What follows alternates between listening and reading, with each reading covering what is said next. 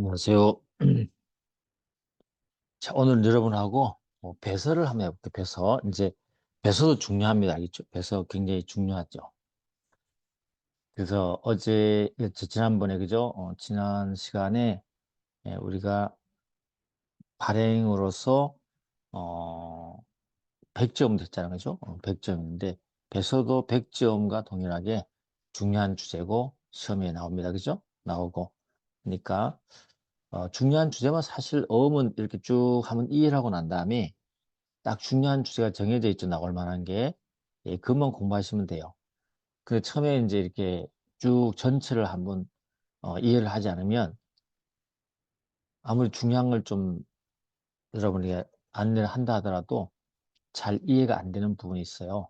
그런 부분이 있기 때문에 어음법은 예, 여러분들이 평소에 이렇게 조금씩 이렇게 재밌게 이해를 해놓고 그리고 시험 나오는 부분을 뭐 이렇게 강사나 그죠? 이렇게 학원에서 듣거나 아니면 뭐 어디에서 중요한 주제를 얘기해 주면 확인하고 그 부분만 공부하시면 충분히 되는 겁니다. 자, 의 성질과 배선은 뭐냐면 어음법적인 양도 방법이에요. 어음법적으로. 원래 우리가 민법적 양도 방법이 있고 어음법적 양도 방법이 있잖아요. 그죠? 있는데 그게 달라요. 그래서 어음법적으로는 양도가 배서입니다. 배서. 그랬죠? 배서다. 그래서 배서에 대한 뭐 효력이라든지 여러 가지 살펴봐야 될 것 같습니다. 일단 배서는 뭐냐? 어음의 수치나 후자가 어음상 권리를 그죠? 이전한다는 뜻을 어음의 이면에 기재하고 뒷면, 그죠? 뒷면. 이면, 뒷면이죠? 그리고 반드시 기명날인 서명을 해야 돼. 그리고 교부하는 걸 말한다. 그죠? 그래서 어음법의 유통성을 확보하기 위해서 어음법에만 있는 양도 방법이에요. 그렇죠? 그래서 아주 간편한 양도 방법이라고 보시면 됩니다. 뒷면에다가 기명날이만 하면 되는 거예요. 알겠죠? 그런 점에서 볼 때 이건 PB에서는 권리를 취득하잖아요. 그런 점에서 이거는 이제 채권 양도라고도 볼 수 있어요. 양도를 볼 수 있고 물론 전자음이 배서할 때는 뭐 이런 참고로 말아주세요. 이건 시험에 안 나오니까 배서 전자 문서를 첨부하는 방식으로 합니다. 그래서 전자문서 첨부하는 방식 하지만 여기는 이제 기명날인 서명한다. 그렇게 알아두시면 되겠어요. 자, 가보겠습니다. 자, 기타 음의 양도 방법 뭘까요? 그러면 그 어음은 그럼 반드시 배서 양도로만 양도해야 되나요? 아니죠. 그죠? 어, 발행인이요. 이렇게 할 수도 있습니다.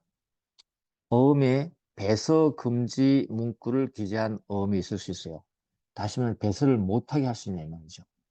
할 수 있습니다. 발행인이 어음에 이거는 배서해서 넘기지 마. 배서 금지 문구를 기재하잖아요. 이때는 어음법적인 방법인 배서를 양도 못해요. 그때는 그냥 일반적인 사법적 방법으로 가서 지명채권 양도의 방식으로 그 효력이 있고요. 방식도 그렇고 효력도 있습니다. 알겠죠? 그 외에 뭐 일반적인 채권 양도 방법도 양도할 수 있어요. 근데 배설을 아니고 어음법적 양도 방법이 아닌 일반적인 방법을 쓰게 되면요. 쓸 수는 있지만 우리가 어떤 법적 문제를 해결할 때 어음법이 적용되지는 않습니다. 그냥 사법적인 법률 관계가 적용되는 거죠. 예, 그렇게 말아두시면 돼요. 그래서 채권 양도 방법, 전부명령 경매 등의 그죠? 이런 거 다 가능합니다. 특정 승계, 상속 합병으로 넘어갈 수 있다는 거죠. 그리고요, 어음채무자는요, 어음채권을 지명채권 양도 방법으로 양수한 자에게 양도인에 대한 인적 항변으로 대항할 수 있겠죠. 그러니까는 이 어음법적으로 가게 되면 인적 항변이 절단되는데 일반적인 양도 방법을 했을 때는 어음법이 적용되지 않기 때문에 인적 항변이 절단되지 않아서 항변할 수 있습니다. 그죠? 그래서 만약에 지명채권 양도 방법으로 양수했을 때는 어음채권 행사할 때는 채무자와 양도인 사이의 원인관계에 따라서 효력이 제한될 수 있다는 것은 알고는 있어야 되겠죠. 그죠? 그 다음에 우리 법상 가보시면 수취인이 백조된 어음이 있죠. 받는 사람이 백조된 어음은 그걸 다시 다른 사람에게 배설을 하지 않고 자기도 배설하지 않고 그대로 어때요? 그 어음 자체를 넘겨줄 수 있겠죠. 그래서 이것도 어때요?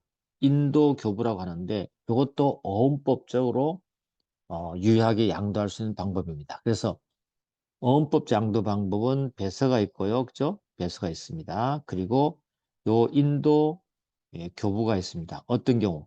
수취인을 백지됐을 때, 받는 사람이 백지됐을 때 그 받은 사람이 다시 넘길 때 본인이 배설을 하지 않고 그냥 어음 자체를 넘김으로써 양도할 수 있잖아요. 그죠? 그래서 이것도 어음법적 양도 방법이라고 한다는 걸 꼭 알아두셔야 돼요. 그래서 어음법적 양도 방법은 두 가지다. 그죠? 그렇게 보시면 돼요. 배서 또는 수친이 백지로 된 어음은 인도 또는 교부에 의해서 양도할 수 있다. 이렇게 알아두시면 될 것 같습니다. 알겠죠? 자, 그 다음에 배서의 요건과 방식이다. 배서는요, 엄격한 요건을 갖춰야 돼요. 배서는 기명날인 서명은 반드시 있어야 되겠죠. 그죠? 배서는 뒤쪽에 배서인의 기명날인 서명이 반드시 있어야 될 것이고, 배서한다는 배서문에 있어야 되고, 그 다음에 받는 자, 피배선이 있죠. 이런 것들이 기재되어야 되는데, 요 세 가지를 우리가 필수적 지사항이라고 해요. 근데 이 세 가지 필수적 기재사항을 생략하고 할 수 있느냐? 할 수 있습니다. 만약에 PBS인 받는 사람을 생략하잖아요. 그걸 우리가 백지식 배설하고. 근데 받는 사람하고요. 그리고 배설문헌까지 생략할 수 있나요? 있습니다. 이걸 우리가 간략 백지식 배설을 해서 우리 법상 어원법 13조에서 유효하게 인정합니다. 알겠죠? 가능하다는 거죠. 일단 배서 요건 알아두시고 그래서 백지식 배서, 간략 백지식 배서도 가능하다는 거. 그리고 배서에는요 조건을 뭐 앞쪽에 어음행위 마찬가지겠지만 조건을 붙이면 안 돼요. 그래서 조건을 붙이면 무효는 아니에요. 조건을 붙이지 않는 걸로 해서 무익적 재상으로 본다는 거죠. 그리고 일부 배서는 돼야 안 돼요? 안 돼요. 아예 우리 법에서 못 박아놨어요. 일부 배서. 1,000만 원짜리 어음을 나는 500만 원 내에서만 나중에 책임질 거야. 안 돼요. 알겠죠? 근데 뭐는 가능할까요? 다만 일부 금액이 이미 지급됐어요. 1,000만 원에 500만 원 지급됐죠.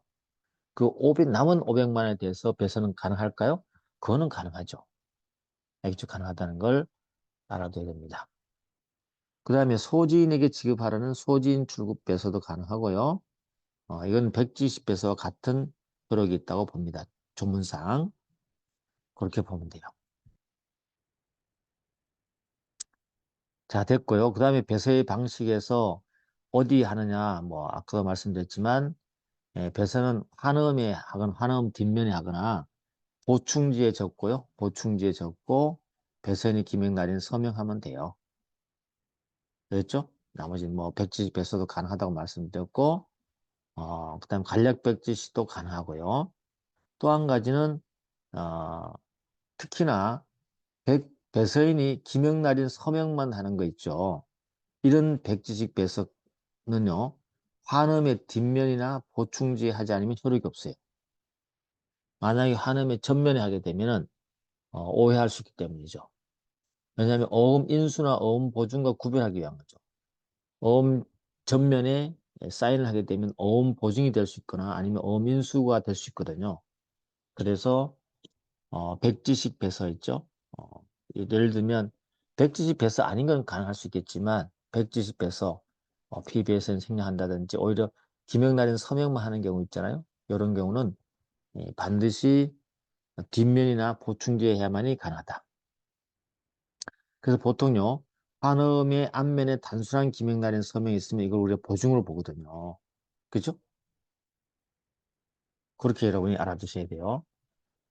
만약에 지급인 또는 발행인이 기명날일 때는 물론 보증으로 보지 않습니다만은 지급인은 원래 지급인 발행인은 원래 전면에 자기 기명날인 서명할 수 있도록 되어 있기 때문이거든요. 그래서 그런 자가 아닌 자가 반음이 앞면에 단순 기명날인 서명하면 이거는 우리가 보증으로 본다는 거예요. 그렇게 보시면 돼요.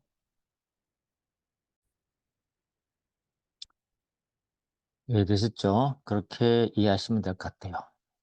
그런 특징들이 있으니까 하고 넘어가도록 하겠습니다. 자, 배서의 효력입니다. 배서의 효력은요, 우리가 크게 권리 이전적 효력이 있고요. 그 다음에 담보적 효력이 있고요. 그 다음에 자격 수여적 효력 이렇게 나와요. 그래서 여러분 이 효력을 좀 잘 기억을 좀 해주셔야 될 것 같은데 효력은요 이렇게 됩니다.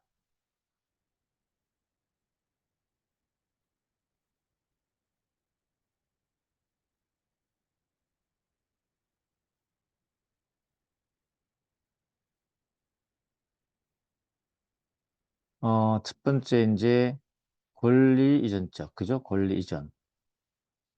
두 번째 담보적 효력. 세 번째 자격 수여적 효력이 나오거든요. 권리전은 뭐냐면 배설을 하면 어떻게 돼요? A가 B에게 배설을 했다. 이 배서에 대해서 효력이에요. 알겠죠? 이 배서의 효력인 겁니다. 배서하면 이런 세 가지 효력이 나온다는 거죠. A가 B에게 어음의 권리를 다 넘겨준다. 그 다음에 만약에 배설을 하게 되면 A는 어때요? B에게 내가 책임질게 라는 담보적 효력이 있겠죠. 그 다음에 우리 법이 인정하는 건데 권리가 넘어가게 되니까 자격 수여적 그죠? 다시면 배서해서 넘기면 B가 그죠? B가 적법하게 어음을 갖고 있는 것으로 자격을 인정해 주는 거죠. 자격 수여적 효력이 있습니다. 그래서 적법하게 B가 어음을 소지한 자로 추정해 주는 거죠. 적법성 추정이 발생하는 거고요. 알겠죠? 그래서 첫 번째 적법 추정이 되고요. 이걸 통해서 선의 취득이 인정될 수 있어요. 그 다음에 세 번째는 어때요? 이 어음을 소지한 자에게 지급하면 면책이 되는 효과가 여기서 나오는 거예요. 알겠죠? 그렇게 알아두시고 그 다음에 담보적 효력은요. 담보적 효력은 자기가 A가 넘겨주면서 거기에 기명날인 서명했잖아요. B에게 너 나중에 이 어음이 지급되지 않으면 나한테 와. 내가 책임질게. 라는 것이 담보적 효력이잖아요. 그죠? 나중에 담보적 효력은 이렇게 해서 상환 청구로 들어올 수 있거든요. 상환 청구. 아시겠죠? 이 상환 청구가 바로 담보적 효력에서 나온 겁니다. 담보적 효력의 다른 편이 알겠죠? 다른 편이 바로 이 상환 청구가 되는 거죠. 아시겠죠? 이렇게 되는 겁니다. 이해됐죠? 그 다음에 권리 이전함으로 해서 우리가 이제 인적 항변이 절단된다고 그래요. 절단된다는 거죠. 이게 배서의 전체에 대한 효력입니다. 여러분 그렇게 좀 알아두시고요. 요 틀을 여러분이 기억을 해주시면 좋겠습니다. 아시겠죠? 이렇게 배서의 효력 그럼 여러분들이 머릿속에 배서에서 넘기면 세 가지 효과가 쫙 떠올라야 돼요. 권리가 넘어가는구나. 권리 넘어가니까 유통성을 확보하기 위해서 인적 항변이 절단되는구나. A가 B에게 주장하는 것이 그 이후로 항변할 수 있는 것이 B에게만 할 수 있고 그 이후로는 절단되는구나. 그 다음에 담보적 효력. 이 어음에 대해 책임지겠다는 효력이구나. 이건 나중에 상환 청구해 오는 걸로 바뀐다. 그 다음에 자격이 넘어간다. 그죠? 권리 이전되기 때문에 자격도 넘어가는 걸로 부수적으로 해줘야 되겠죠. 넘어가기 때문에 B가 어음을 갖고 있으면 적법한 어음을 소지하고 있다고 추정해준다. 추정해주기 때문에 B로부터 어음을 뭐 이렇게 취득한 자에게는 어때요? 손해취득이 인정될 수도 있다. 그 다음에 만약에 B에게 어물금을 지급했다 그러면 어때요? 적법하게 소지하고 있는 걸 추정되기 때문에 뭐가 된다? 면책이 될 수 있다. 이렇게 되는 거죠.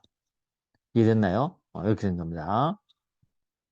그래서 우리 첫 번째 해보는 것이 이제 담보적 효력, 그 권리 이전적 효력을 해보는 거죠. 그래서 이 말은 이전 범위인데 어음상의 모든 권리가 비배수인 B에게로 넘어가는 거죠. 이걸 우리가 권리 이전적 효력이라고 합니다. 이해가셨죠? 네, 그렇게 하나 이해하시면 될 것 같습니다.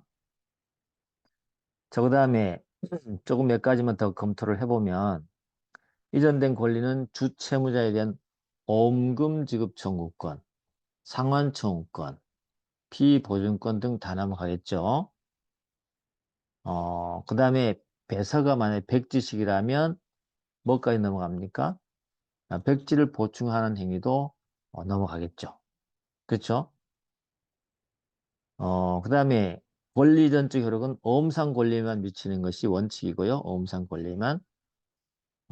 계약상 권리인 종된 권리, 뭐 질권, 저당권, 담보물권죠. 요거는 이전되지 않습니다. 알겠죠? 이 권리전적이라는 것은 어음상에 있는 권리만 다 넘어간다는 뜻이에요. 그래서 원인관계에 있는 어떤 종된 권리, 계약상 권리 이런 것들 있죠? 이런 거는 넘어가지 않습니다. 됐죠? 그렇게 알아두시면 됩니다. 이 정도 생각하시면 되고요. 그 다음에 인적 항변이 절단된다. 그렇죠? 아까 권리전 때문에 나오는 거라 그랬는데, 어음 채무자는요, 배서인에게 대항할 수 있던, 어, 인적 항변상으로 피배선에 대항하지 못한다는 뜻이에요. 그래서 A가 만약에 엄체가 B, 그 다음에 C 이렇게 있을 거 아니에요.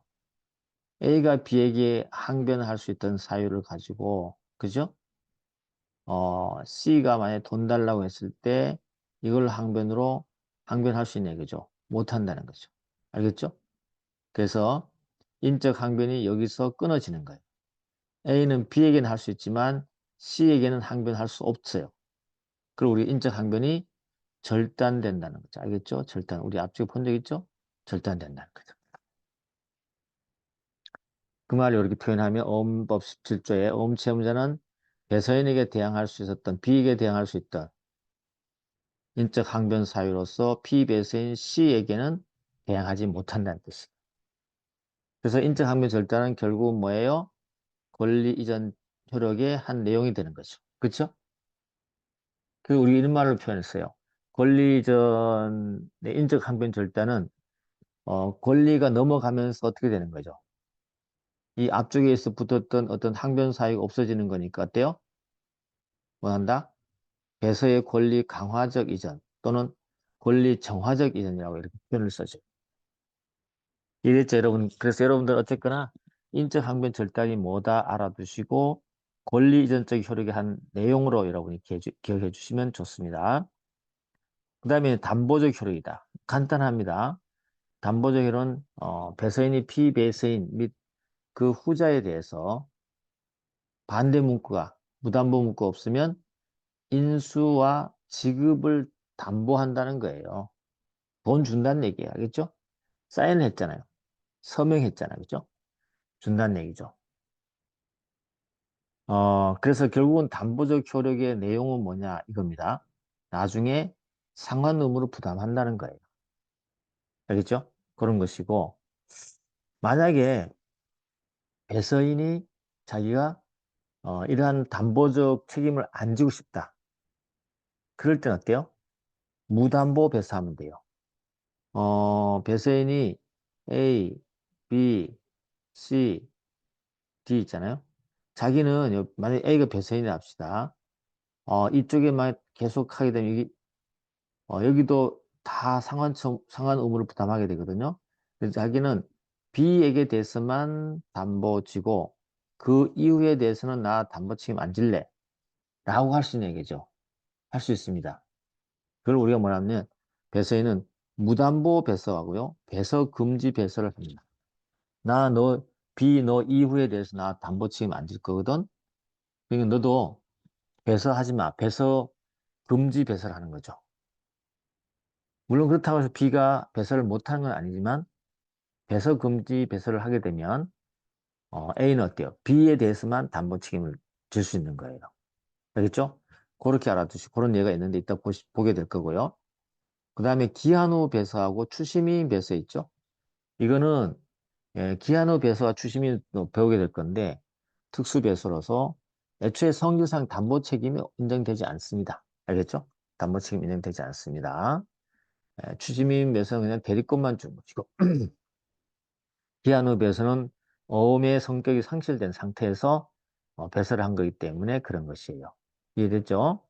네, 그렇게 하면 됩니다. 그래서 담보적 효력에도 이렇게 보시면 되고 그 다음에 이제 우리가 좀 디테일한 게 있다면 자격수요적 효력인데 자격수요적 효력의 내용은 권리추정력, 선의취득, 지급인의 면책 이런 게 있어요.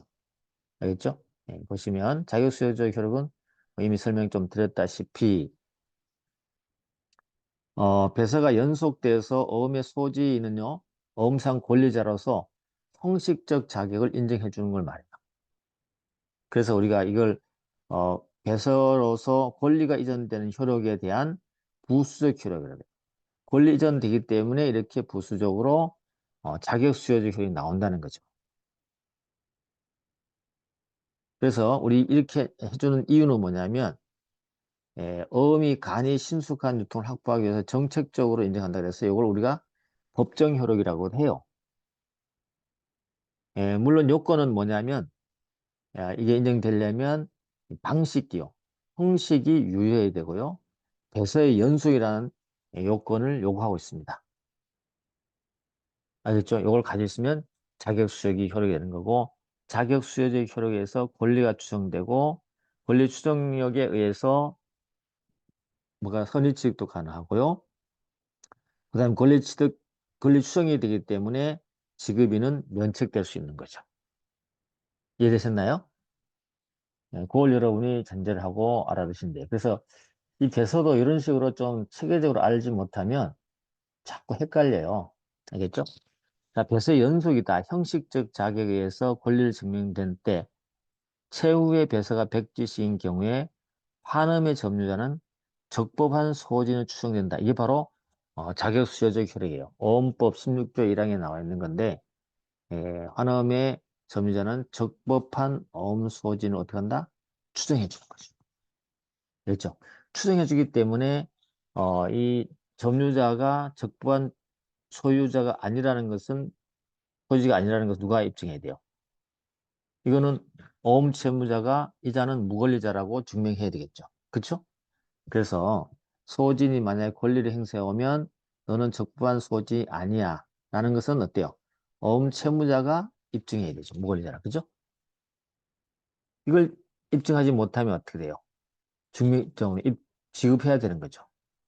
이해됐습니까?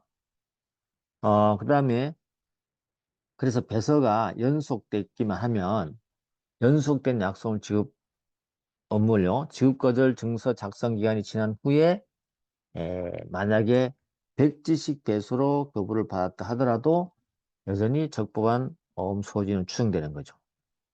그렇죠? 배수의 추정력에 의해서. 그 다음에 어떤 사유로든 환어음의 점유를 잃은 자가 있잖아요. 그럴 때 어음 소진이 배서 연속에 의하여 그 권리임을 증명하잖아요. 그 배서 연속이 있다는 것을 증명하게 되면은 뭐가 되냐면 어음을 반환할 의무가 없어요. 이게 바로 선의취득이에요.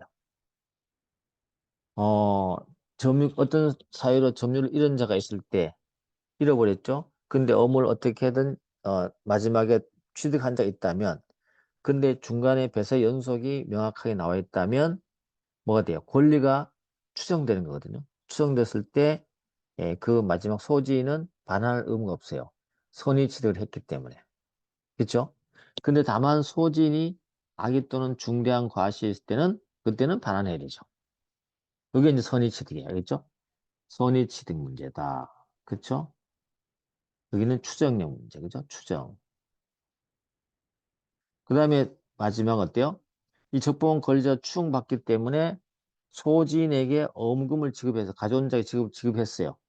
그때는 사기나 중대한 과실이 없는 소지인이 실질적으로 무권리자라 하더라도 지급하는 자는 어때요? 면책되는 거예요. 적법한 권리자 추정되기 때문에 갖고 있는 자, 그죠? 이렇게 된다는 거. 그래서 면책된다는 거, 이거 면책까지.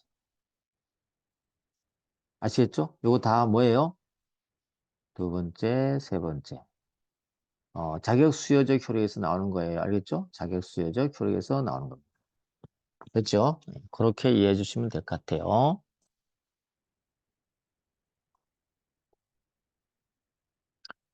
그렇습니다. 이제 그렇게 하고 우리가 배서의 연속 불연속을 한번 해볼게요. 배서 연속 불연속. 배서 연속 불연속은 뭐냐면 배서가 조금 전에 말했듯이 자격 수요적 효력이 인정되려면 배서가 연속되어 있어야 돼요. 연속도 어려운 건 아니에요. 그래서 연속은 배서가 계속 연결되어 있어야 된다는 뜻이거든요. 그래서 어음 수진이 제1 배서인의 배서인이 되고 제1 배서인의 피배서인이 제2 배서인의 배서인이 되는 식으로 수진으로부터 소진에 이르기까지 배서가 순차적으로 연결되어 있어야 된다는 걸 우리가 연속이라고 해요. 알겠죠? 연결되어 있는 걸 연속이라고 해요. 알겠죠? 예를 들면 A가 B에게 배설해 줬다. 그럼 B는 또 어떻게 해요? 이렇게 C에게 배설하고 또 C는 어때요? D에게 배설한다. 이때 어때요? D는 최종 소진이고 C 이렇게 B 이렇게 어때요? 연속돼 있죠? 이런 걸 우리가 배설 연속이라고 해요. 됐죠? 그래서 배설 연속 인정되기 위해서는 배설의 순차적 동일성이 인정되고 배설가 형식상도 다 유효해야 돼요.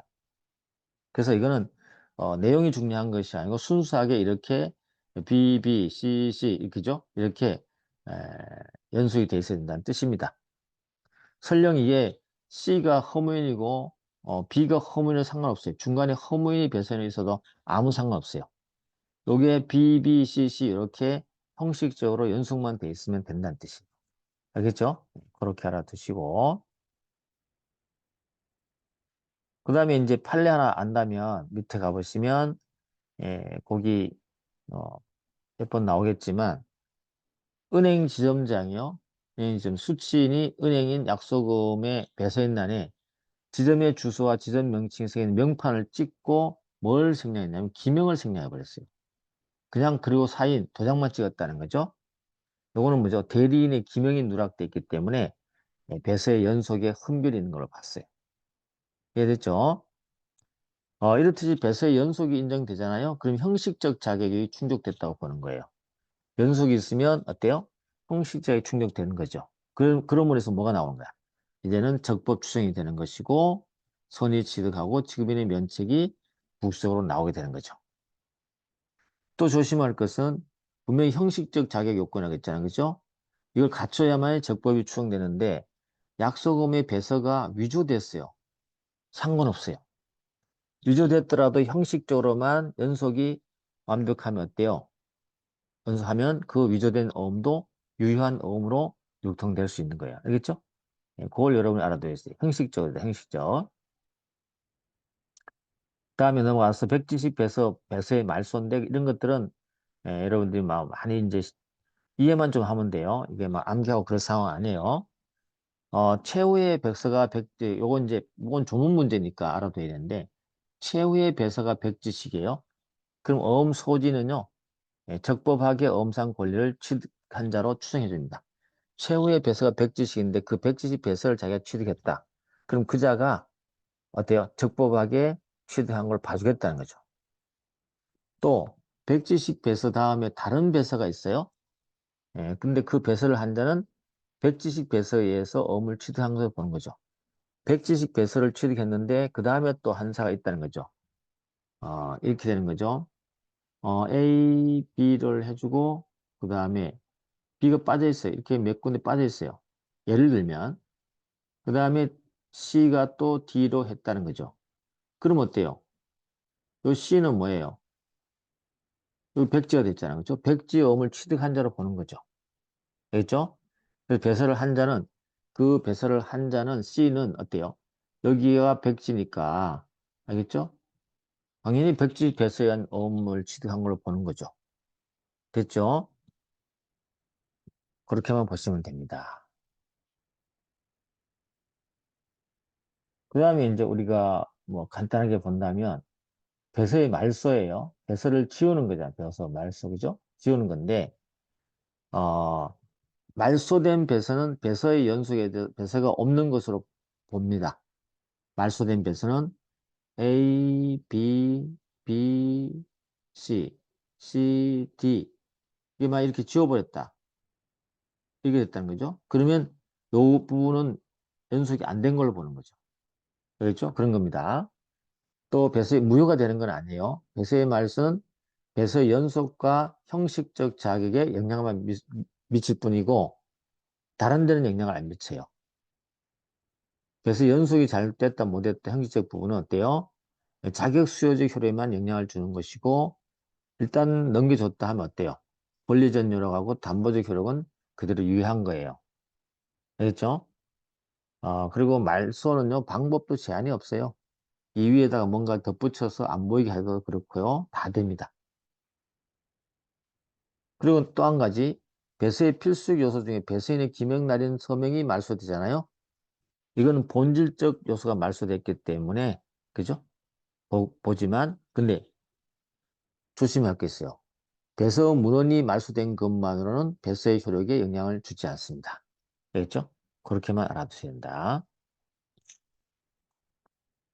넘어가도록 하고요. 그렇게 여러분이 좀 한번 읽어주시면 이건 이 정도는 말소 같은 거 읽어주시면 돼요. 그냥 그렇게 하는구나 알아두시고 그러면 배서의 불연속은 어떤 경우에 있느냐? 아까도 봤지만 배서 불연속, 말소인 경우도 불연속이 있을 수 있지만 실질적 권리가 승계된 경우도 있어요. 어떤 거요? 상속이나 합병받을 때는 배서를 하고 상속받는 건 아니잖아. 그죠? 그렇죠? 그럴 때 법에 의해서 양도받는 것이고 그 다음에 지명채권 양도 방식에 의해서 의무를 양도받은 경우에는 지명채권 양도 배서한 게 아니잖아요. 그죠? 없는 거죠. 연속이 깨어진 걸 보는 거죠. 그렇죠?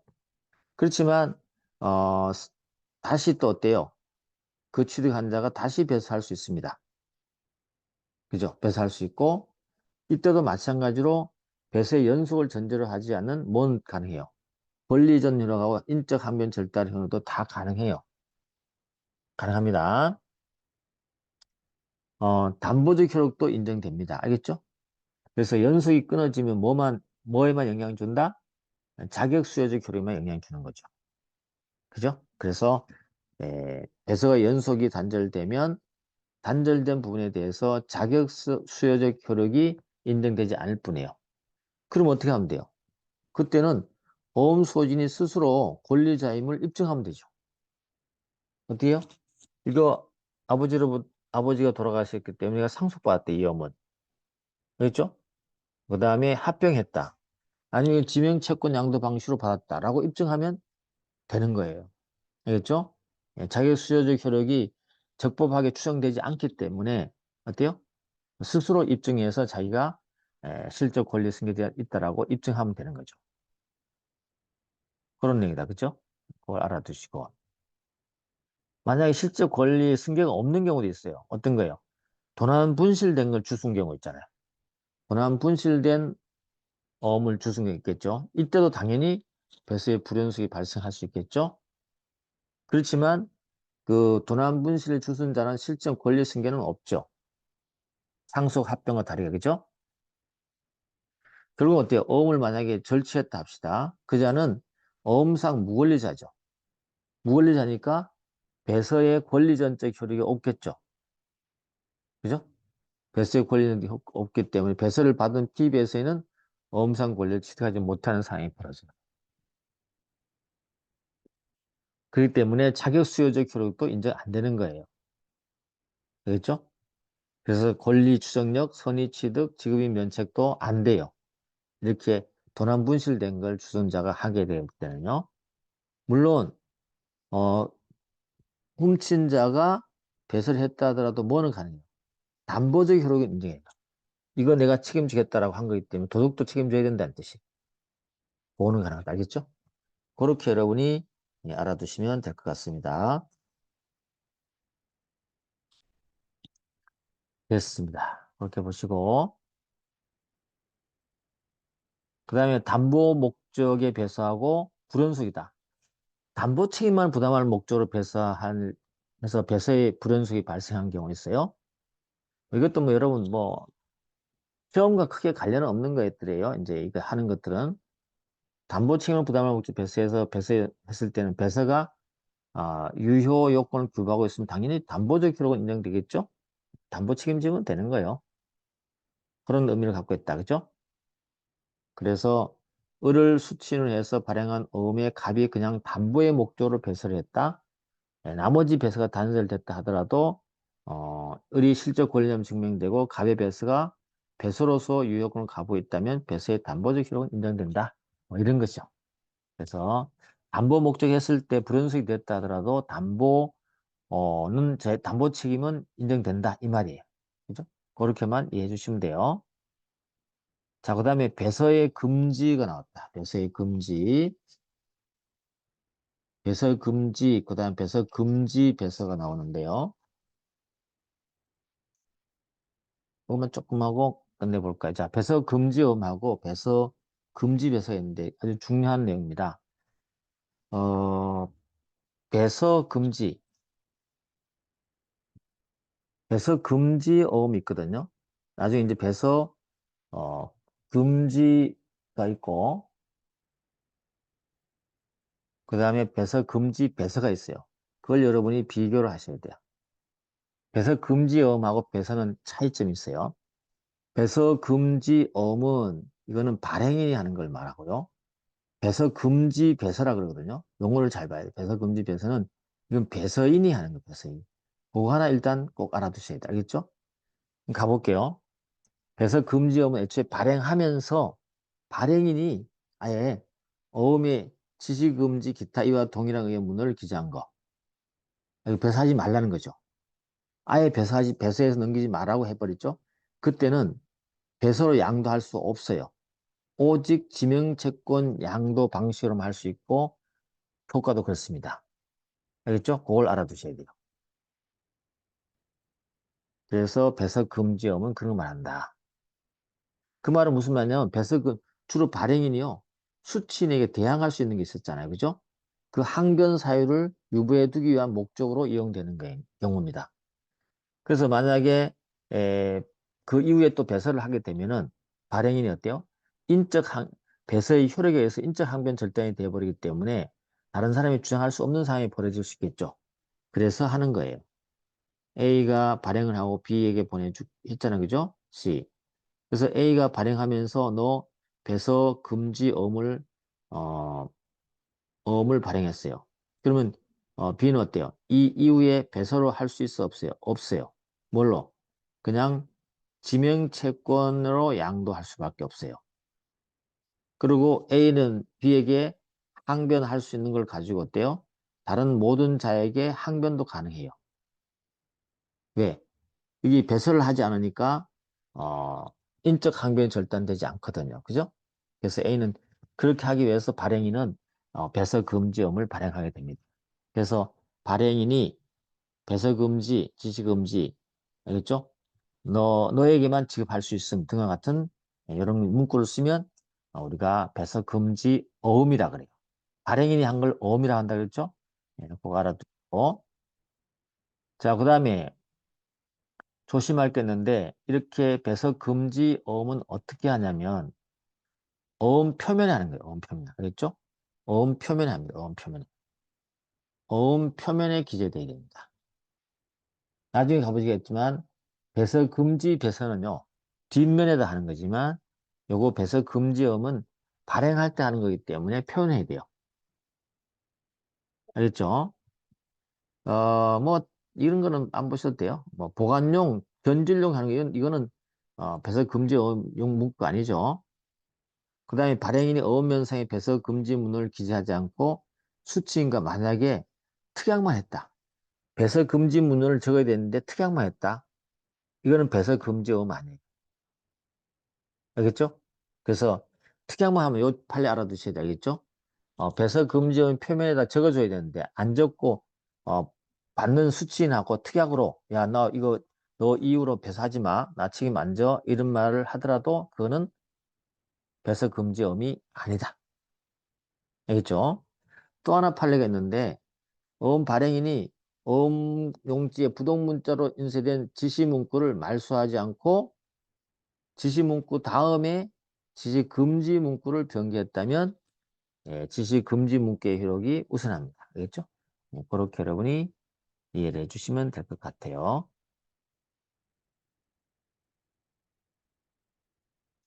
그 다음에 양도 방법 효력이다.